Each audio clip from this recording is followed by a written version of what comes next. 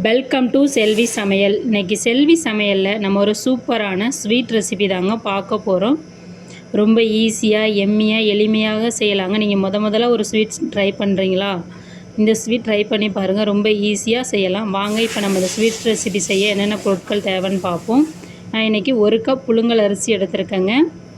நீங்கள் எந்த வகையான புழுங்கல் அரிசி வேணாலும் எடுத்துக்கலாம். 1 கப் நாட்டு சக்கரை, 5 ஏலக்காய், 2 பிஞ்ச் உப்புங்க. இப்போ வாங்க நம்ம இன்றைக்கி புழுங்கல் அரிசியை பொரிச்சு தாங்க யூஸ் பண்ண போகிறோம். அதனால் அடுப்பு ஆன் பண்ணிவிட்டு அடுப்பில் ஒரு பேன் வச்சுக்கலாம். ஒரு பேன் நல்லா சூடாகட்டும். சூடான பிறகு நம்ம எடுத்து வச்சுருக்கிற 1 கப் புழுங்கல் அரிசியை அதில் ஆட் பண்ணிக்கலாங்க. அடுப்பை சிம்மில் வச்சுக்கிங்க. அரிசி ஆட் பண்ண பிறகு இப்போ கரண்டி வச்சு நல்லா மிக்ஸ் பண்ணுங்கள். ஒரு 3லேருந்து 4 நிமிஷம் சிம்மில் வச்சிங்கன்னா அரிசி நல்லா பொரிஞ்சு வந்துடுங்க. இப்போ ஒரு நிமிஷம் ஆயிடுச்சு. அரிசி நல்லா பொரிஞ்சு வந்திருக்கு பாருங்கள். ஒரு அரிசி நல்லா பொரிஞ்சு வந்திருக்கு. இப்போ ஒரு 2 நிமிஷம் ஆன பிறகு இன்னும் கொஞ்சம் நல்லா பொரிஞ்சு வருங்க. இப்போ 2 நிமிஷம் ஆகிடுச்சு. இப்போ ஓரளவு ஒரு 50% அரிசி பொரிஞ்சு வந்துருச்சுங்க. திரும்ப ஒரு 4 நிமிஷம் ஆன பிறகு அரிசி நல்லா கோல்டன் ப்ரௌன் கலராக பொரிஞ்சு வந்திருக்கும் பாருங்கள். இப்போ நல்லா பொரிஞ்சு வந்துருச்சு. வாசனை சூப்பராக வருதுங்க. இது சின்ன வயசில் வீட்டிலலாம் பொரிச்சே கொடுப்பாங்க அரிசி. இந்த பொரிச்ச அரிசியை தான் இன்றைக்கி நம்ம பவுடர் பண்ணி ஒரு ஸ்வீட் ரெசிபி செய்ய போகிறோங்க. இதை அரிசி நல்லா பொரிச்சிட்டோம். இப்போ இது ஒரு பிளேட்டுக்கு ட்ரான்ஸ்ஃபர் பண்ணி அதை நல்லா ஆற விடலாங்க. அரிசி நல்லா ஆறின பிறகு தான் அரைக்கணும், இல்லைனா மிக்ஸி நமக்கு சீக்கிரம் ரிப்பேர் ஆகிடும் சூடோடு போட்டு அரைச்சோன்னா. இப்போ நம்ம ஒரு மிக்ஸி ஜார் எடுத்துக்கலாம். அந்த மிக்ஸி ஜாரில் நம்ம பொரிச்சு வச்சுருக்க அரிசி நல்லா ஆறிடுச்சிங்க. இப்போ அந்த பொரிச்ச அரிசியை அதில் ஆட் பண்ணிக்கலாங்க. ஆட் பண்ணிவிட்டு ரொம்ப நைஸ் பவுடராக தேவையில்லை, ரவா பதம் மாதிரியும் இல்லை, அதுக்கு இடைப்பட்ட மாதிரி அரைச்சிக்கிங்க. அப்போ தான் நம்ம அந்த ஸ்வீட் ரெசிபி செய்கிறப்ப அந்த பொரி அரிசியோட ஒரு சில துகள்கள் நமக்கு கடிப்பட்டால் தான் சாப்பிட்றப்ப ரொம்ப டேஸ்ட்டாக எம்மியாக இருக்குங்க. இப்போ நல்லா அரைச்சிட்டு அதை ஒரு பவுலுக்கு மாற்றிக்கிறேங்க. திரும்ப மீதி இருக்கிற அரிசியவும் நம்ம பவுடர் பண்ணி எடுத்துகிட்டு வந்துக்கலாங்க. இப்போ எல்லாமே பவுடர் பண்ணி எடுத்துகிட்டு ஏலக்காய் சேர்த்து அரைக்கும். வாசனை சூப்பராக இருக்குங்க. இந்த அளவுக்கு நல்லா பவுடர் பண்ணி எடுத்துக்குங்க இந்த பொரிச்ச அரிசியை. நீங்கள் எந்த பிராண்ட் புழுங்கல் அரிசி வேணாலும் யூஸ் பண்ணலாங்க. இந்த பிராண்ட் தான் யூஸ் பண்ணணும்னு இல்லை, ஆனால் பச்சரிசி யூஸ் பண்ண வேண்டாம். இப்போ நல்லா அரைச்சி பவுடர் ரெடி ஆகிடுச்சிங்க. இப்போ அடுப்பு ஆன் பண்ணிவிட்டு அடுப்பில் ஒரு அடிகனமான வானல் வச்சுக்கலாங்க. அந்த வானலில் நம்ம 1 கப் புழுங்கல் அரிசி எடுத்துருக்கோம். நம்ம எந்த கப்பால் எடுத்தோமோ அதே கப்பால் 3 கப் தண்ணி ஆட் பண்ணிக்கலாங்க.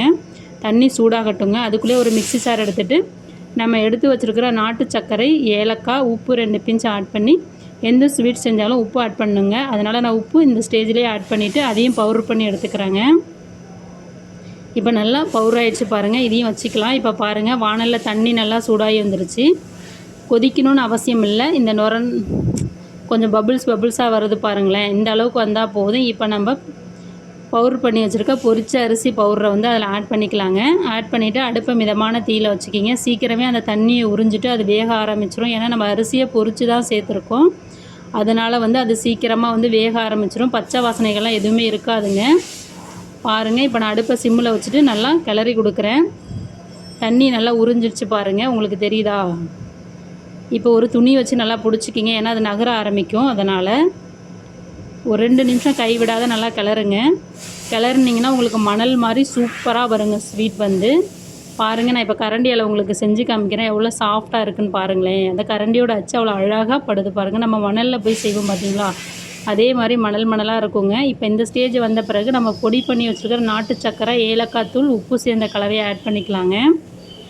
ஆட் பண்ணிவிட்டு நல்லா மிக்ஸ் பண்ணுங்கள். கரண்டி வச்சு மிக்ஸ் பண்ணுறப்ப சர்க்கரை நல்லா கரைஞ்சி வருது பாருங்கள். அதோட நிறம் நல்லா கொஞ்சம் லூஸாகி வருது பார்த்தீங்களா சர்க்கரை சேர்க்கவும்.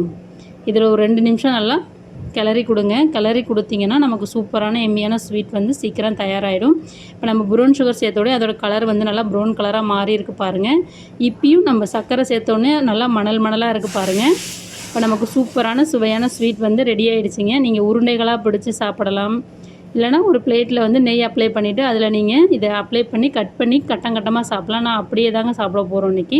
இப்போ பாருங்கள், நான் உங்களுக்கு ஸ்பூனில் செக் பண்ணி காமிக்கிறேன். எவ்வளோ சூப்பராக கரண்டியில் ஒட்டாத எம்மியாக வந்திருக்கு பாருங்கள். ஒரு சொட்டு எண்ணெயோ நெய்யோ நம்ம ஆட் பண்ணலாங்க. ரொம்ப ஹெல்த்தியான ரெசிப்பிங்க. உங்கள் வீட்டில் அடிக்கடி குழந்தைகளுக்கு செஞ்சு கொடுங்க. பெரியவங்க யாராவது இருந்தாங்கன்னா, பல் இல்லை அந்த மாதிரி இருந்தாங்கன்னா, இந்த மாதிரி செஞ்சு கொடுத்தீங்கன்னா நல்லா சாப்பிடுவாங்க. நாங்கள் அந்த மாதிரி செஞ்சு சாப்பிட்டு பார்த்தோம், சூப்பராக இருந்தது. நீங்கள் செஞ்சு சாப்பிட்டு பார்த்துட்டு எப்படி இருந்ததுன்னு சொல்லுங்கள். நம்ம சேனலை லைக் பண்ணுங்கள், ஷேர் பண்ணுங்கள், சப்ஸ்கிரைப் பண்ணுங்கள், கமெண்ட் பண்ணுங்கள். Thank you very much.